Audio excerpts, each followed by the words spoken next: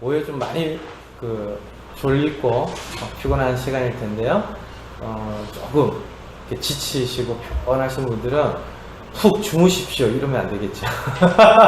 조금 일어나셔도 괜찮고 조금 바람을 쐬셔도 괜찮으니까 또 예배 때 주시는 그 말씀에는 다 뜻이 있습니다. 그래서 그 말씀 하나하나 잘 간직해서 이번 주 동안 말씀 안에서 승리하는 우리 그 사랑교회 성도님들이 되었으면 좋겠습니다. 예수님께서 다시 바닷가에 나가셨는데요. 예수님께서 곳곳을 다니시죠.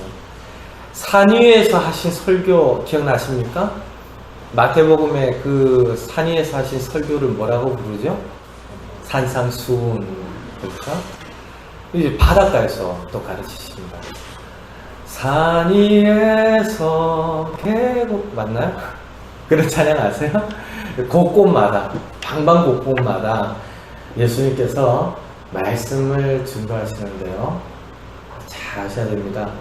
말씀이 선포되어지는 곳에서 천국이 시작됩니다.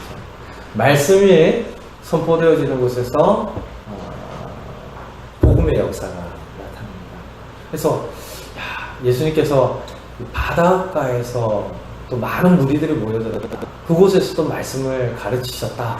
이런 내용들은 굉장히 우리가 성경을 읽으면서 의뢰 있었던 일로 여기고 지나치기가 쉬운데 왜 이런 말씀들이 많을까? 곰곰이 생각해 보면 교회의 본질이 어디인가? 제자도의 핵심이 무엇인가? 예수님을 따라 산다는 것이 결국에 어떤 의미일까? 이걸 오늘 본 말씀 중에 좀 몇 가지를 살펴보았으면 좋겠습니다.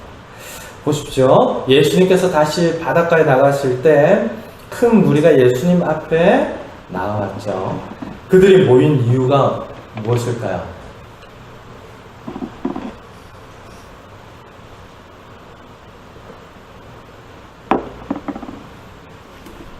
왜 많은 사람들이 예수님을 따라다녔을까요? 좋으니까요. 또요? 이렇게 각자의 생각을 가지고 성경을 읽는 것을 두려워하지 마십시오. 계속 그렇게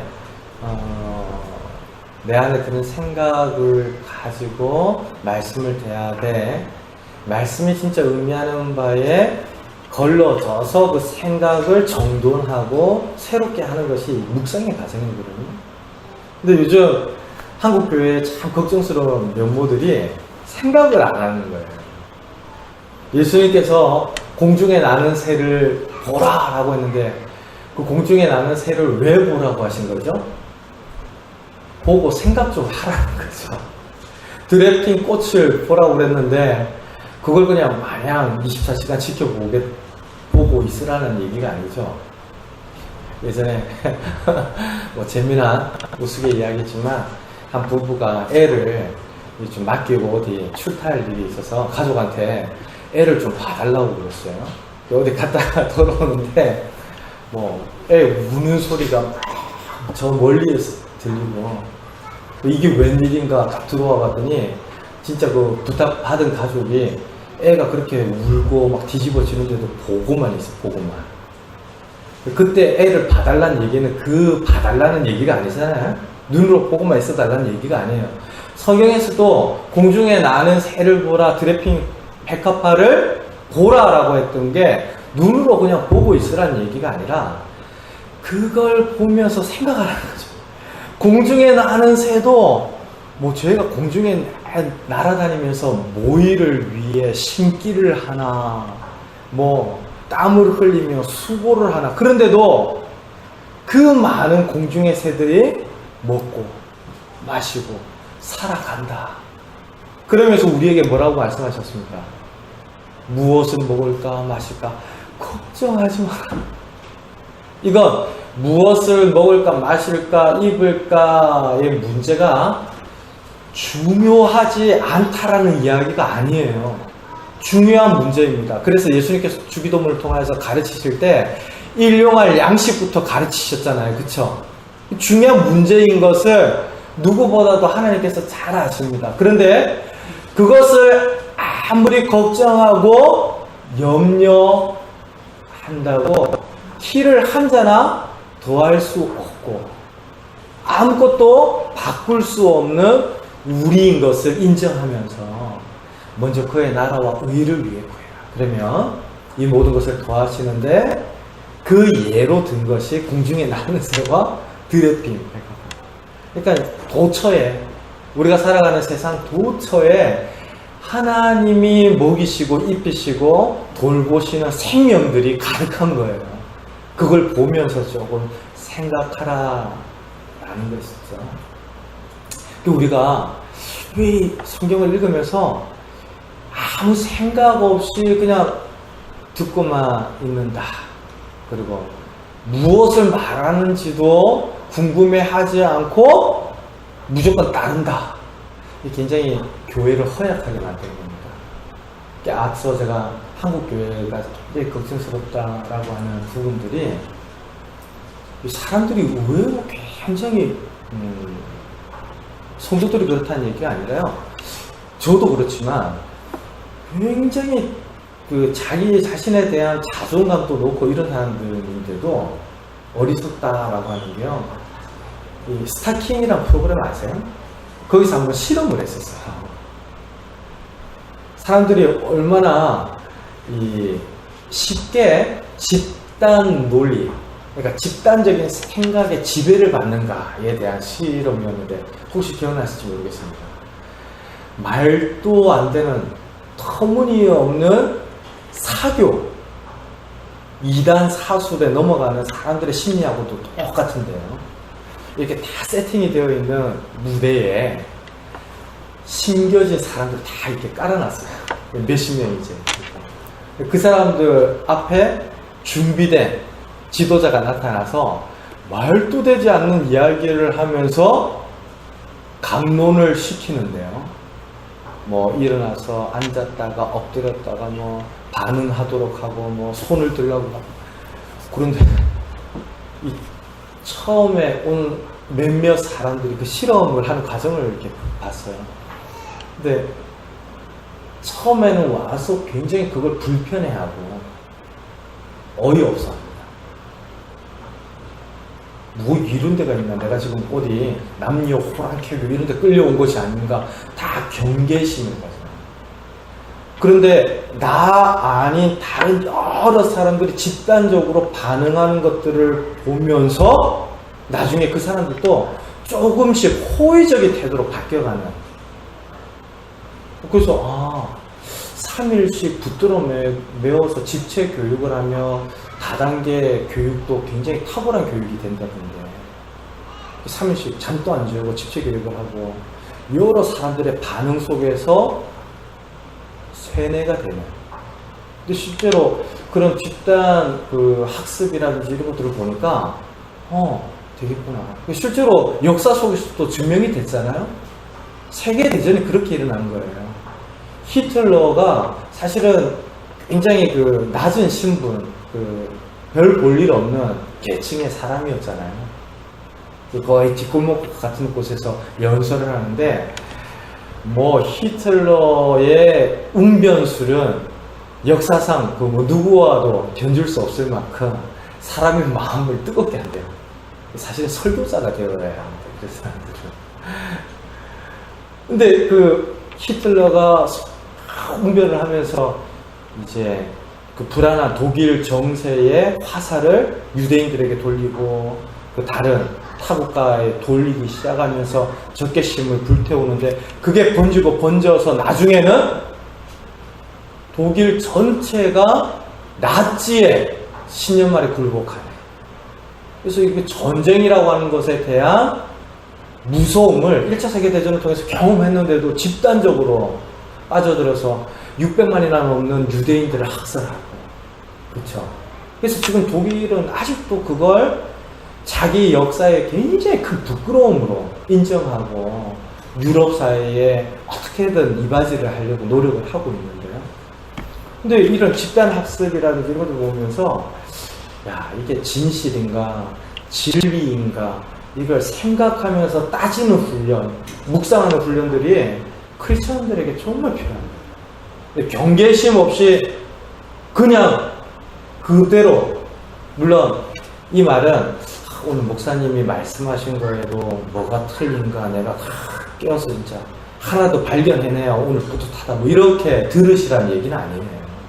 다만 진리가 왜 진리인지에 대한 생각들을 하실 필요가 있는데요. 한번 보십시다. 왜 모여든 거예요? 우리가 좀 마가복음 봤지 않습니까?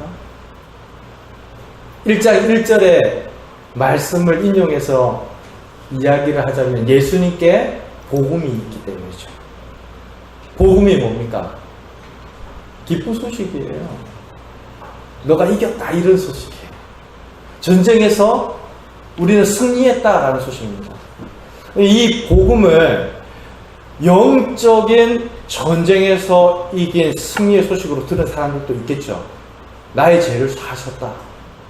영원한 멸망 가운데서 우리를 구원하셨다. 메시아다. 이런 복된 소식으로 듣는 성도들도 있었을 것이고, 또 이 복음을 전쟁에서 이겼다. 로마의 시대는 끝이 나고 있다.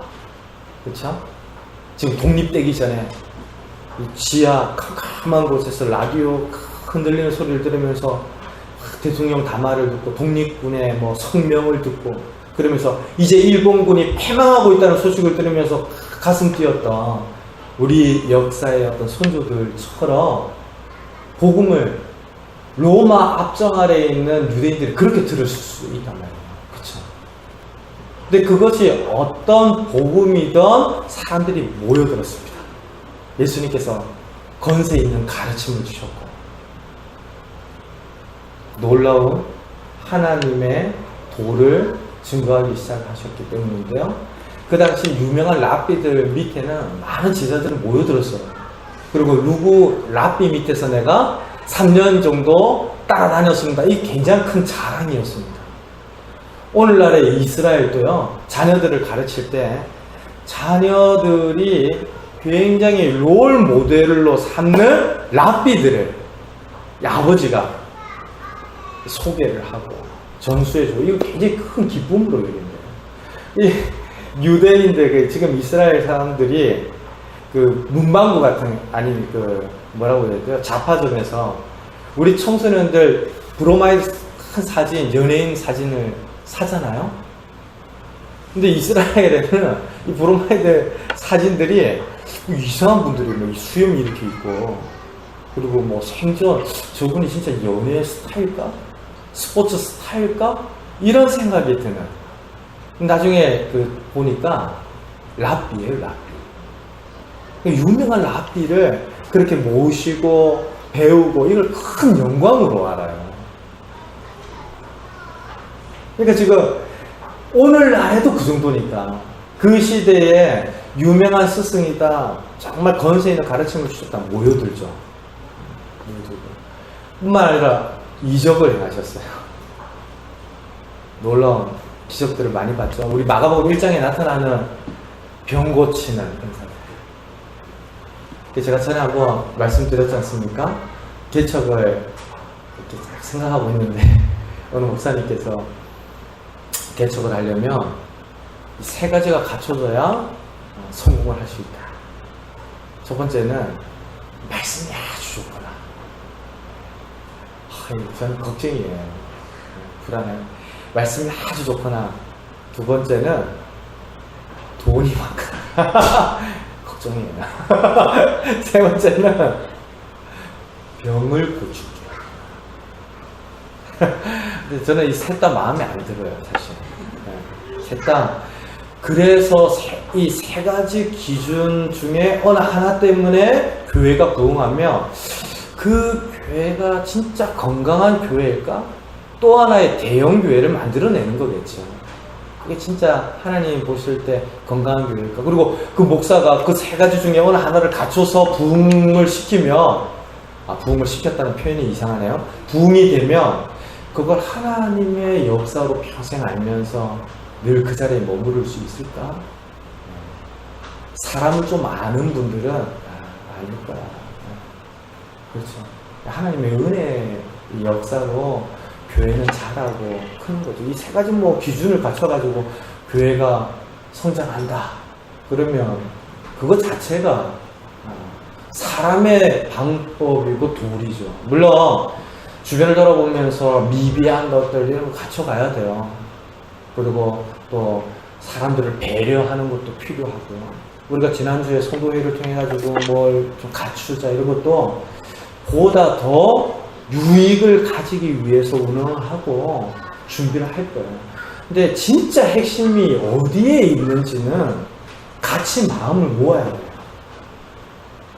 같이 마음을 모아야 돼요. 제가 서울에서 정말 그 감격스러운 예배, 정말 눈물 나는 예배를 드린 기억을 한번 손꼽아 보라고 그러면, 밤 12시에 아무도 없는 강당에서 이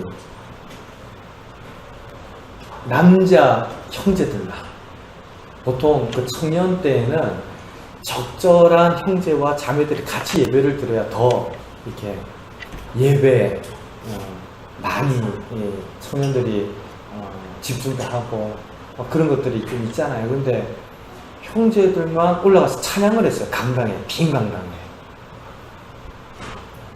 제가 그 학교를 다니면서 남성 합창단에 있었는데 목사님 어쩌다가 합창단에 계셨어요. 뭐 이렇게 생각하지 마시고, 처음에 올라갔더니 사투리를 쓰고 이야기를 하는데 혀가 짧아가지고 발음이 잘 안 되니까 선배 목사, 그 전도사님이죠. 너 왜 신학대로 왔냐? 그러면서 너 그래가지고 어떻게 목회하려고 그러냐? 합창단 와라. 합창단 가면 이게 좀 달라진다는 거예요. 그래서 큰일이다. 왜 신학대로 왔냐고 저 촌놈이라고 무시한 거죠. 그래서 그 말에 아쩍 얼어가지고 합창단에 가서 찬양을 하는데, 그때 참 좋은 경험도 많이 했어요. 반주도 없어요. 함께 예배를 드리는 성도들도 없어요. 뭐 밤에 몰래 우리끼리 올라가서 강당에서 찬양하는 건데 조명 못 켰어요. 초 몇 사람 들고 했는데 정말 지죽은 듯이 조용했지만 우리 찬양이 그냥 강당을 가득 메우면서 그때 정말 감격스러운 체험을 했다라는 동기들 이야기 많이 들었습니다. 지금 한 명은 또 하늘쌤이라는 뭐 이렇게 선교 또 교회 개척교회도 하고 있고, 중국에 지금 오지에 들어가 선교를 하는 친구들도 그때 같이 예배를 드리는 친구들 중에 있고 그런 거. 그러니까 진짜가 그 뭔가 핵심이 뭔가. 또 우리 그 찬양하면서 말씀 붙들고 또 같이 손잡고 기도하고, 또 누가 말씀을 읽으면 같이 기도하고 찬송하고 시간 가는 줄 모르고 예배를 드렸는데, 잘 갖춰져 있고 넓은 주차장이 있고, 이것이 본질이 아니에요. 지금 예수님께서 화려한 해당에서 사람들을 불러 모아서 앉혀놓고 가르치시고 뭐 이런 차원이 아니라 산에서나 바닷가에서나 모여드는 사람들, 그렇죠?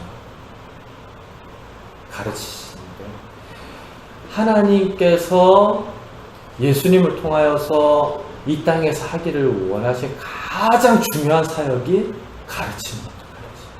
도를 전하는 것. 우리가 이걸 굉장히 주목해서 볼 필요가 있는데요. 교회는 가르치는 모임입니다. 아시죠? 교회의 한자어가 뭐죠? 회는 회중들, 모임을 말하죠. 교는요, 가르치는 모임이에요. 목사님, 사길교 뭐 이런 것도 듣잖아요. 교제교. 물론 성도들의 모임 안에는 사귐이 있어야죠. 근데 사귐이 먼저가 아니에요. 진짜 사귀는 것만 본질이다라고 생각을 하면요, 아무리 교회가 잘 사귀어도 교회보다 잘 사귀는데 많습니다. 더 끔찍하게 사귀는데 너무 많아요. 그렇게 사귄다고 그것을 교회라고 부를 수는 없잖아요.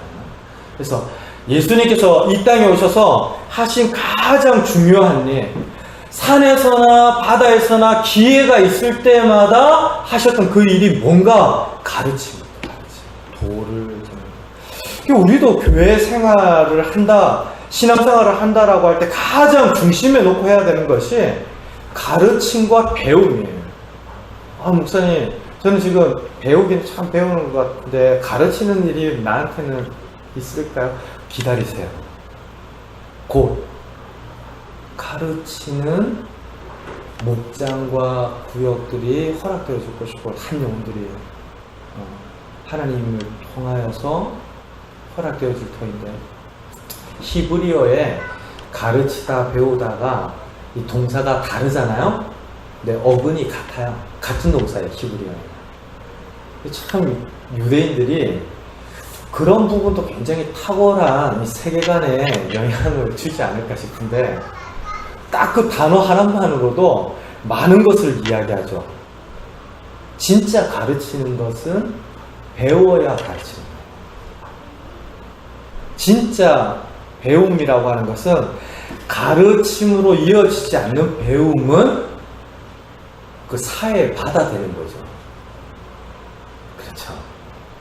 팔레스타인 지경에 그 위에 갈릴리 호수가 있고, 이 갈릴리 호수는 이스라엘 지경의 뭐 식수원의 70%가 넘는다고 그러니까 모든 그 지경에 사는 사람들이 이 바다, 이 호수를 보고 사는 거예요. 물길이 들어오고, 헬몬산에서 흘러내려온 물길이 들어오고, 저 밑에 사해로 내려가는 터진 물길이 있습니다. 이게 가르치고 배우다라고 하는 것이 한 뿌리에 맞닿아 있다는 건 그런 걸 의미하죠. 그런데 받기만 받아요.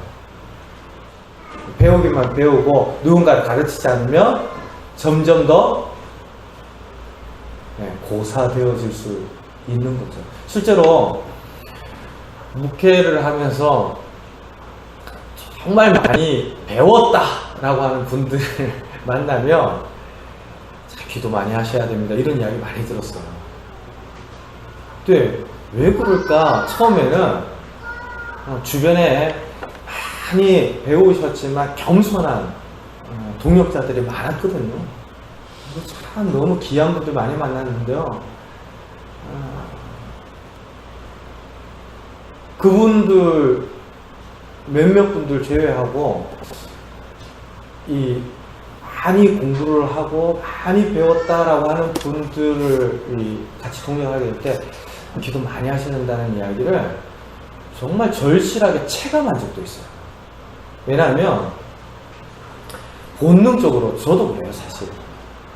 누구나 그런데 많이 알아가고 어떤 경험들을 쌓고 내 지식이 어느 한 분야의 전문성을 구가하잖아요. 그러면 사람이 가장 쉽게 빠져드는 오류가 일반화의 오류예요. 일반화의 오류. 뭐냐면 나 한 사람이 경험한 거죠. 나 한 사람이 그렇다라고 아는 거예요.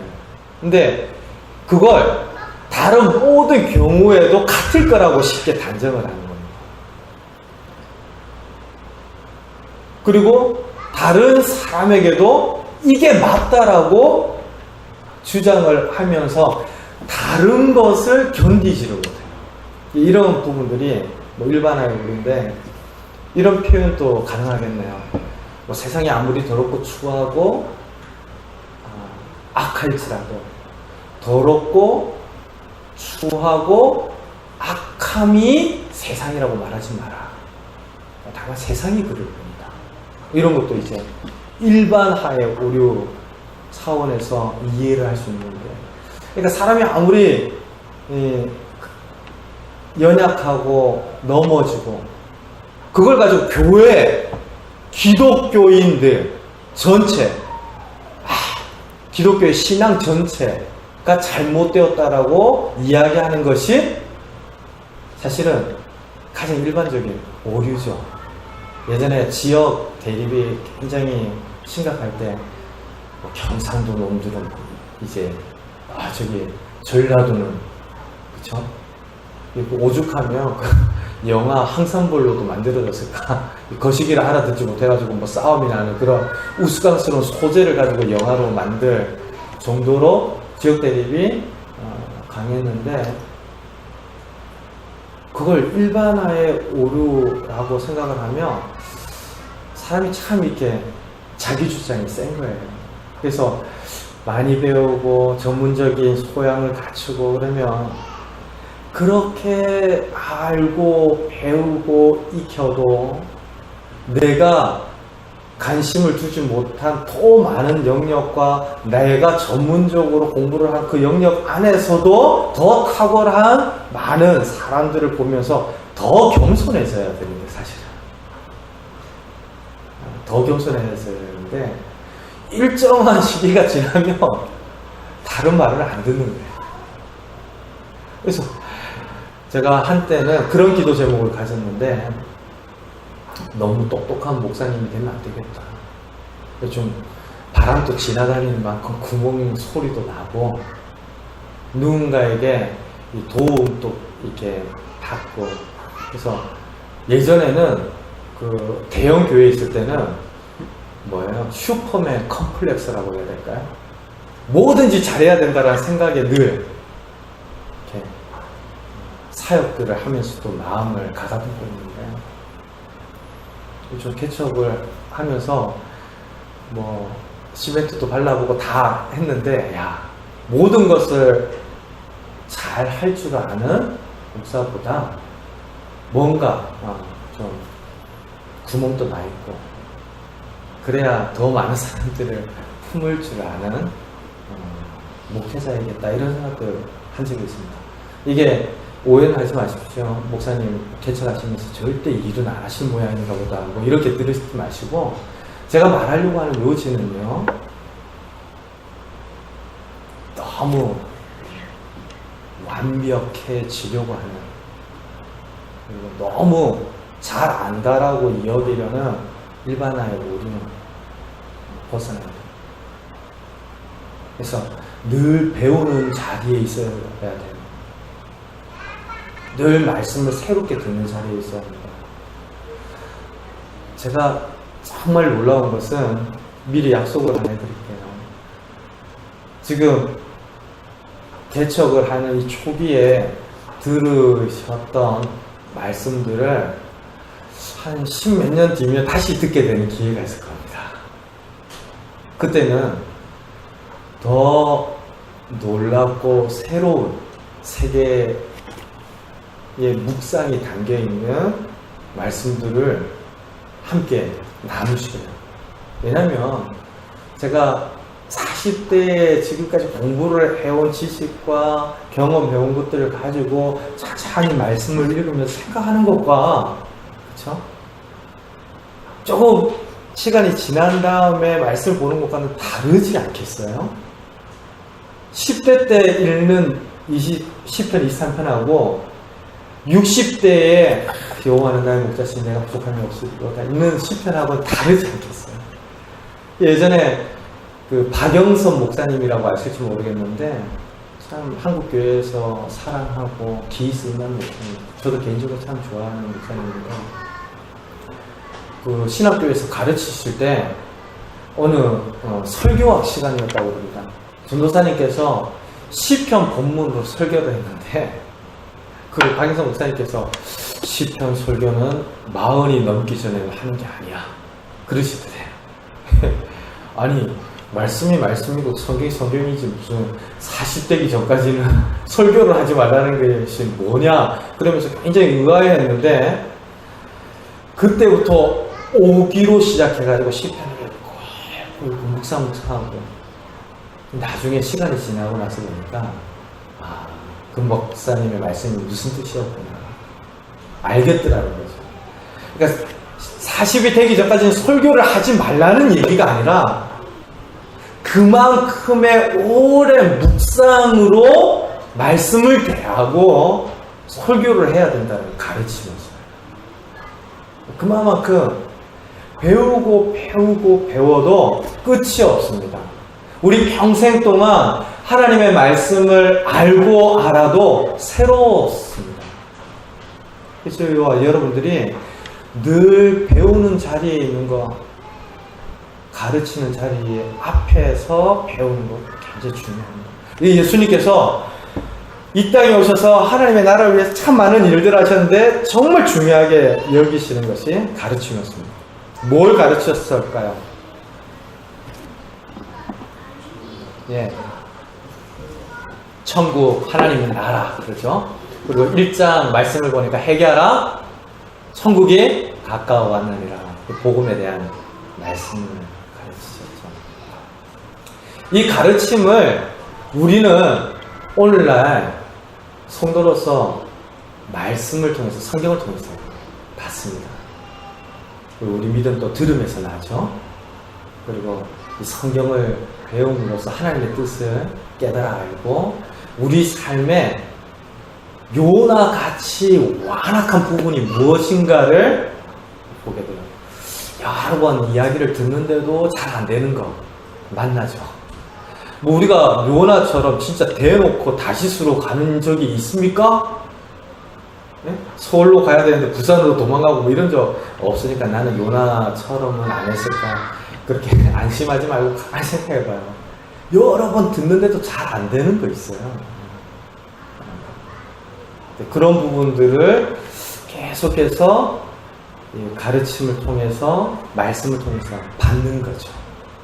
그래서 예수님께서는 천국을 가르치셨는데 오늘날 성도들은 하나님의 말씀, 성경을 배움으로써 하나님의 천국을 누리는 것이죠.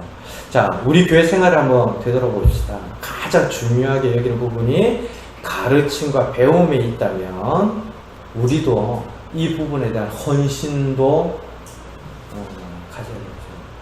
여러분들, 그 사람 교회 성도님이시니까 제가 정말 부탁드려요.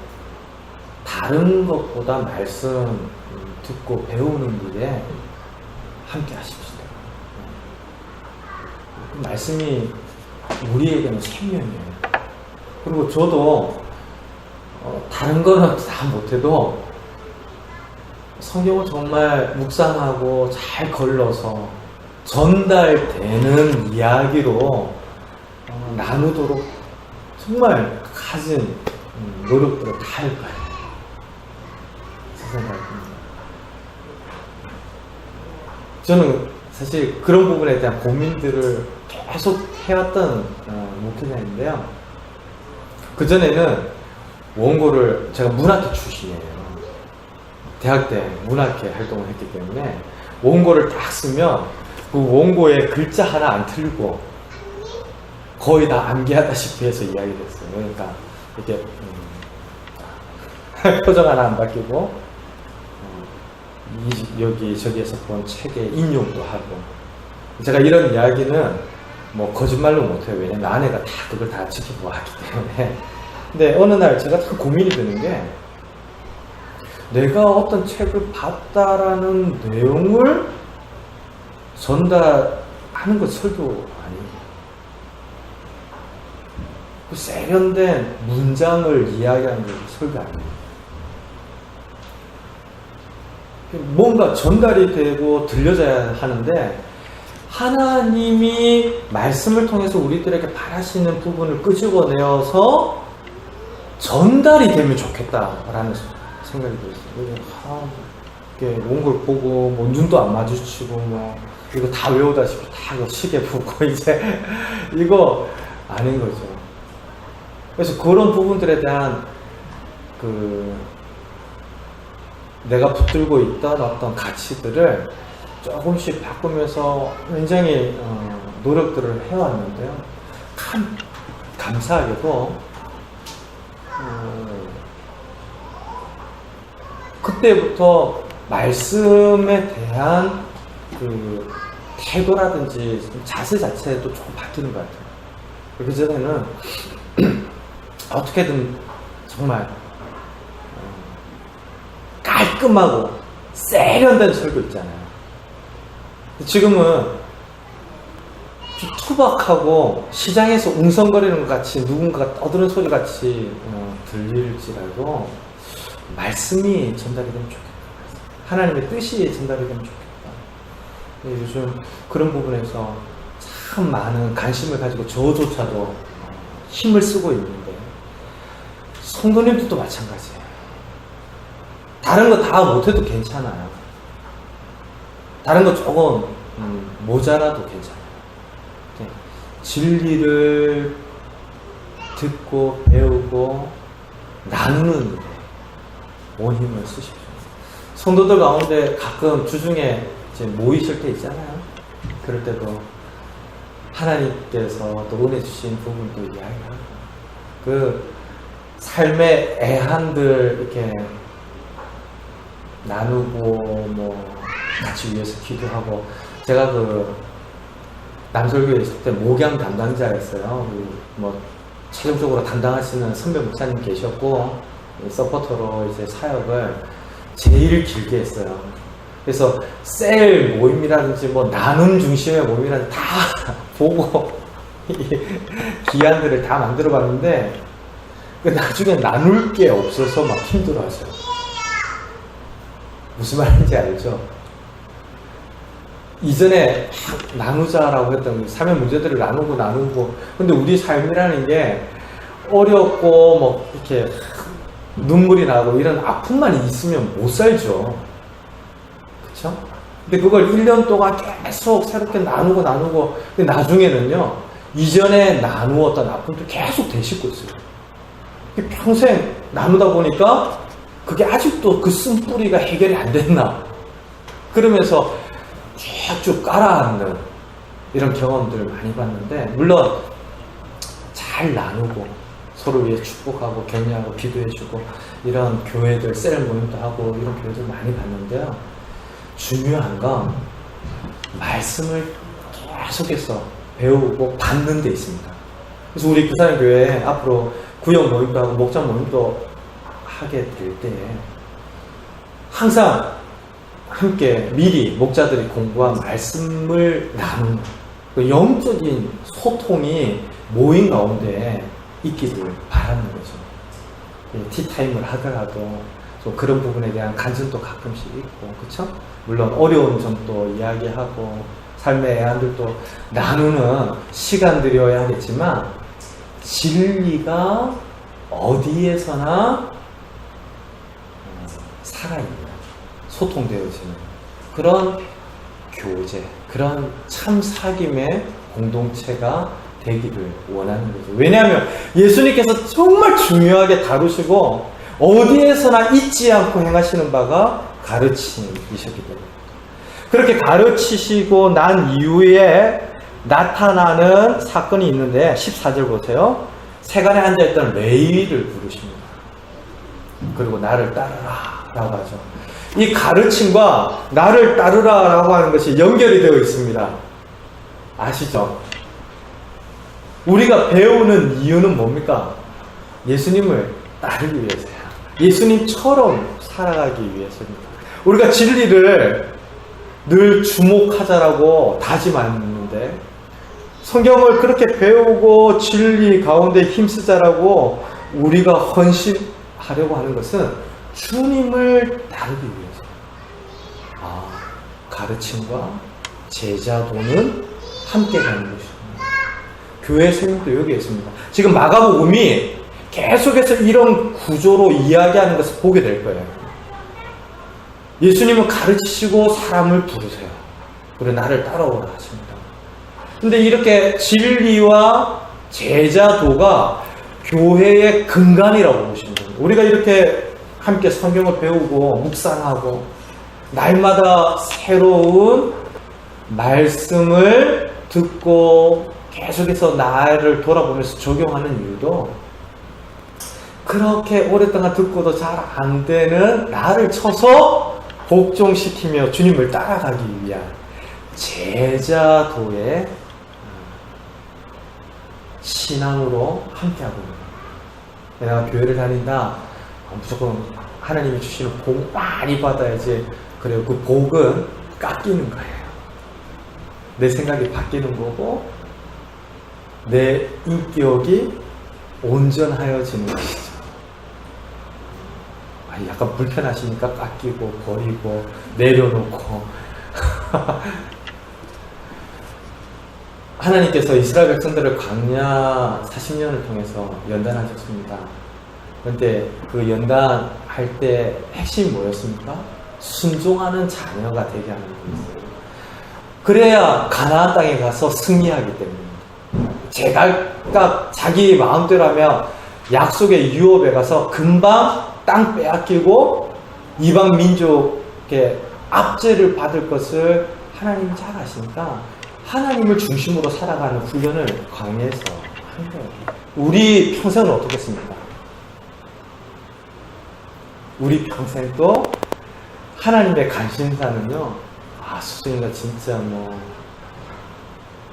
큰 목사가 되고 이런 데 있는 것이 아니라 주님을 따르는, 주님을 닮아가는 것이에요.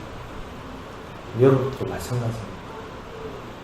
가르침과 제자도, 예수님이 그렇게 가르치시고 난 이후에 사람을 부르시고 택하시는 이 성경의 말씀이 교회의 본질이구나. 우리도 함께 생각해갖고 고민할 수 있어야겠죠. 자, 이 세간에 앉아있는 세리 레위인은 어떤 사람이었을까요? 다 이야기해놓고 물으니까 좀 당황스럽죠. 세리죠, 세리.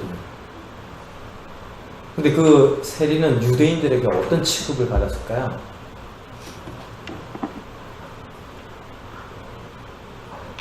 죄인 취급을 받았습니다.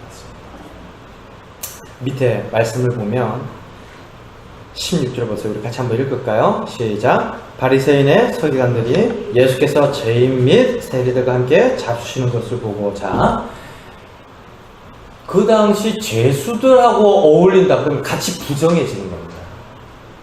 유대인들은요, 장소도 거룩한 곳이 있고 덜 거룩한 곳이 있고 덜 거룩한 곳이 있고 부정한 곳이 있고, 제가 지금 쉽게 설명을 하려고 한 4개 정도 이야기를 했는데 더 많은 구획으로 나뉘어져 있습니다. 실제로 성전조차도 그렇게 구획이 나뉘어져 있어요. 그래서 이방인들은 더 이상 들어갈 수 없는 성전 바깥 이방인의 뜰이 있었고, 대제사장만 1년에 한 번 들어갈 수 있는 지성소가 있었어요. 그리고 그 밖에 제사장의 뜰이 있었고, 유대인 남자들만 들어가는 공간과 유대인 여자들만 들어갈 수, 기도할 수 있는 공간이 있었습니다. 성전도. 그러니까 정말 거룩에서부터 저 부정한 것에 대한 차별과 벽을 세워놓고 나누는 일에 유대인들의 사고구조가 굉장히 익숙했습니다. 그러니까 죄수들이다 그러면 안 어울려요. 함께 하지를 않는다고요. 그런데 세리를 동급으로 놓고 같이 이제 어울린다. 이건 세리가 거의 죄인 취급 받았다라는 것을 알 수 있습니다. 실제로 그 당시 유대인들은 로마의 지배 아래 있었는데요, 식민지였습니다. 근데 식민지에서 일어나는 문제들 가운데 정말 중요한 문제가 돈 문제 아니겠어요? 뭔가를 바쳐야 되는데 잘 안 내지죠. 내기 싫죠. 오늘날에도 세금을 내지 않아서 많은 문제가 되어지는 시대인데, 식민 지배였다. 그럼 내 나라도 지금 정상적이지 않는데 거기다 내 돈을 갖다 바쳐 어려운 겁니다. 그런데도 내어야 합니다. 이 갈등 사이에서 강제로 거두러 다니는 사람들이 있었고 징수하는 사람들이 있었는데, 지난달에 농사가 잘 안 되어가지고 고기 자리가 잘 안 되어서 두 랩돈을 내어야 하는데 난 두 랩돈이 없고 한 랩돈밖에 없습니다. 그러면 싫은 소리를 하거나 죄를 물리거나 때려서라도 두 랩돈을 만들어 내어야 했던 사람들이 세리였어요. 그러니까 얼마나 주구 역할을 한 겁니까? 앞잡이죠. 그런 당시에 세리였습니다. 그러니까 세리를 유대인들이 절대로 호의적으로 대하지 않았습니다. 하지만 돈을 만지니까 사사로운 이익들도 제법 있었겠죠. 그래서 세리가 그 당시 굉장히 안정적으로 살지만 사람들에게는 책망받고 비난받는 사람들이었는데요. 예수님께서 그런 사람을 부르셨습니다. 자, 사랑하는 성도 여러분, 저와 여러분들에게 큰 프로젝트가 떨어졌어요. 그리고 그 일을 성취하기 위해서 제일 좋은 팀을 꾸려서 한번 일해보십시오. 그러면 어떻습니까? 드림팀을 꾸리려고 할 거예요. 스펙을 쫙 보면서 제일 좋은. 요즘 취직이 참 어렵다고 그러는데 청년들의 이야기를 들으면 참 쉽지 않아 보여요. 갈수록 더 어렵지 않겠나 싶은데, 그렇게 자격증도 하고 뭐 열심히 해도 그렇게 만만치 않다라는 게, 정말 드림팀을 꾸려서 뭔가 일을 한다 그러면 이런 죄인을 불러서 뭔가를 할까요? 세리가 아까 어느 정도의 대우를 받는지 말씀드렸는데, 예수님께서 이런 사람들을 부르셨다. 우리에게 굉장히 큰 도전이죠. 나 같은 죄인 살리신, 나 같은 죄인을 살리시고 부르신 은혜. 지금 세리 같은 사람들을 힘을 모아가지고 하나님 나라의 드림팀으로 발족을 시키시고 일하시니까 예수님의 택하심과 부르심이 참 오묘하다. 왜 그와 같은 사람들을 부르셨다고 생각할까요? 네. 그 뒤에 나오죠. 건강하다라고 하는 생각하는 사람들에게는 의원이 필요가 없고, 아무 문제가 없다라고 여기는 사람들에게는 어떤 도움도 되지 않는 거죠. 그래서 그 당시에 스스로를 의롭다 하는 사람들이 있었는데, 그 사람들에게는 예수님께서 그 무엇도 줄 수 없다라고. 실제로 오늘 본문 가운데도 예수님을 판단하는 사람들이 나오죠. 바리새인과 서기관들. 우리가 마가복음 바로 앞에는 중풍병자를 제사하시는 예수님을 또 판단하는 사람들을 보았는데, 같은 자리에 있어도 예수님의 말씀을, 예수님의 가르침을 받는 사람들이 있고, 예수님이 행하시는 일들을 판단하는 사람들이 있습니다. 이게 뭐 다른 조 집사님과 김 집사님의 문제가 아니라 내 안에 이런 갈등들이 있어요. 예수님께서 그런 그들의 중심에 있는 말들을 아시고 대답하시기를, 나는 누굴 부르러 왔다고요? 죄인을 부르러. 왜 그렇습니까? 교회가 사실은 큰 물고기 같은 곳이기 때문에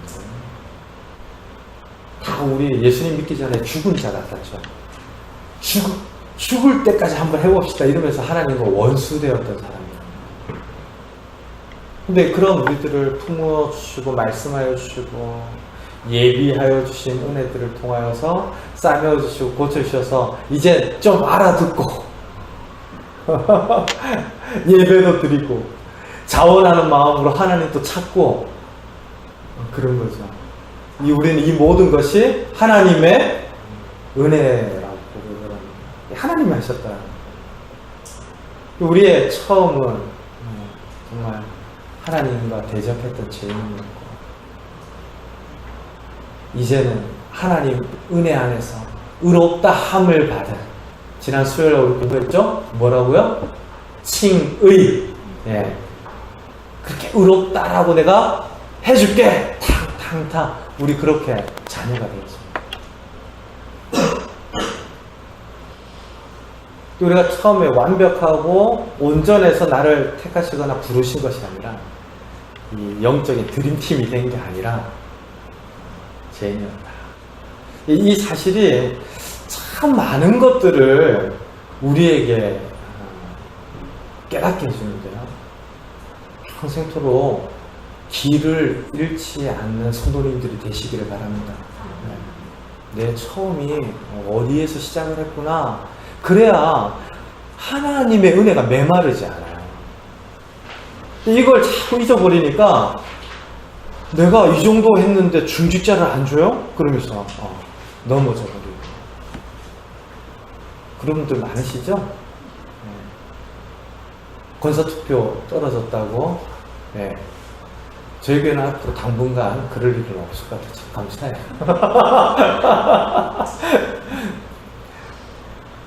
우리가 정말 죽을 수밖에 없는 죄인 가운데서 예배자가 되는데 이 예배자와 성도된 것의 영광과 감격을 자꾸 잊어버리니까 메말라버려요. 아니 목회자여서 존귀하고 성도여서 덜 존귀하고 이런 게 아니잖아요. 그건 카톨릭적인 마인드인데 요즘 카톨릭도 그렇게는 안 하더라고요. 우리 개신교도들이 만인 제사장님을 믿고 신앙생활을 하는데 아니 목사님만 존귀하고 그런 거 아니잖아요. 그러니까 얼마나 우리가 똑같은 데서 시작을 해서 이와 같이 큰 은혜를 누리고 있는지를 기억하면서 길을 잃지 말자라는 거예요. 또 하나 다른 지체들을 바라보면서 영적인 교훈을 주는데 어떻습니까?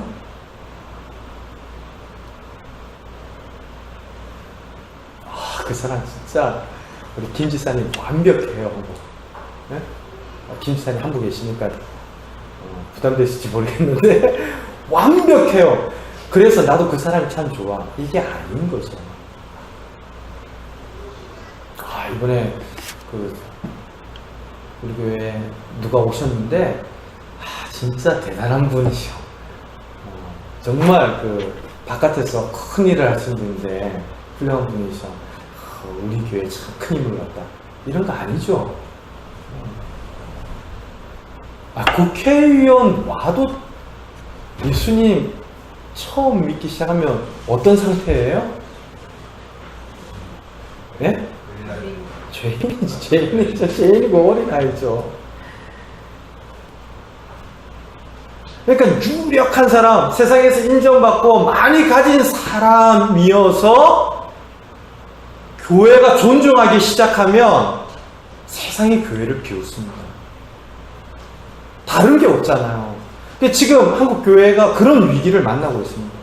바깥에서는 오픈 지위에 있고 많이 가진 사람들이 교회 안에서도 기득권을 주장하는 질서가 은연중에 자리를 잡고 있는데 예수님이 죄인을 부르러 오셨습니다. 그러면 나도 거기에서 시작했다는 것을 알고 늘 은혜가 메마르지 않아야겠고, 또 하나는 다른 누군가를 대할 때 어때요? 나랑 똑같은 데서 시작하고 성화되어지고 구원받는 지체인 것을 알아야죠. 어떻게 그럴 수 있어? 이렇게 하면서 상처받지도 마시고요.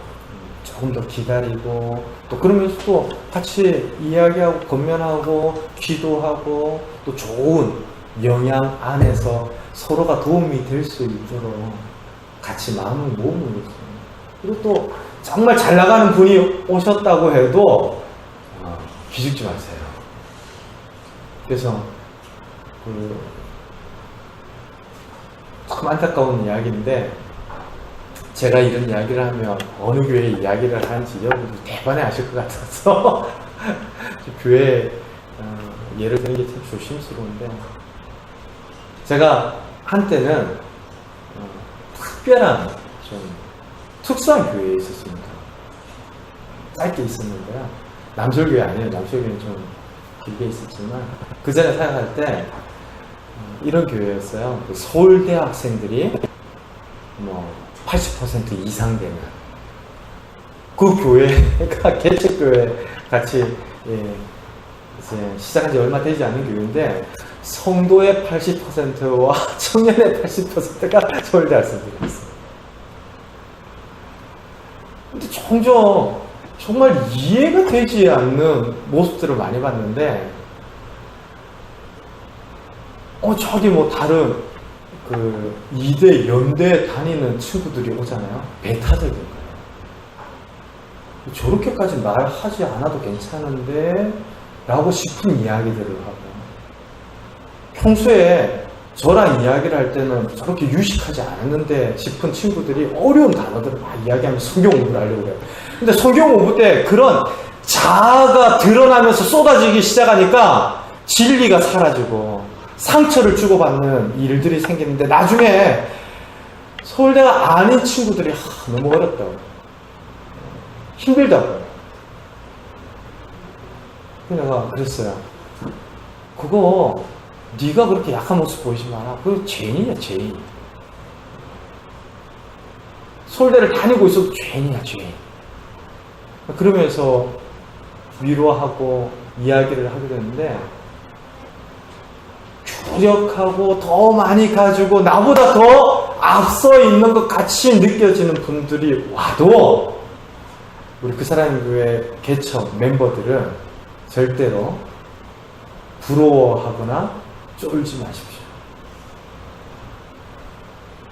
그분들은 우리랑 똑같이 죄인된 자리에서 신앙생활을 하십니다.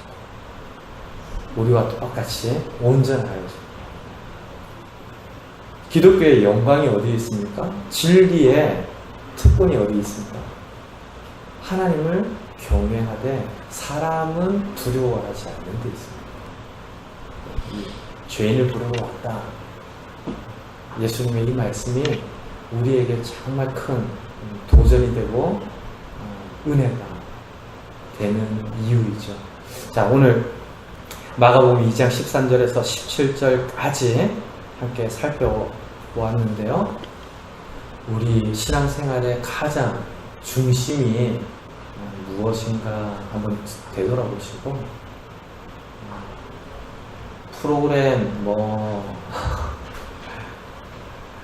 프로그램이라든지 이벤트라든지 그런 것보다 가르치고 배우는 일에 전념하십시다. 그리고